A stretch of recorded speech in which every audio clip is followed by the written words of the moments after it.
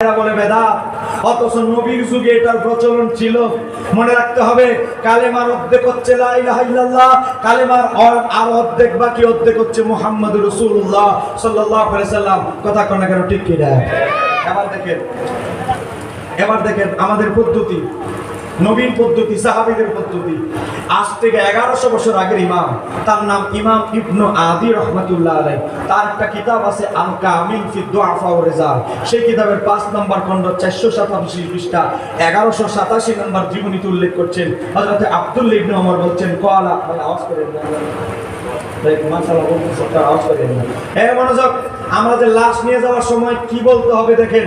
নবীর যুগে, সাহাবীদের যুগে কি বলা হতো?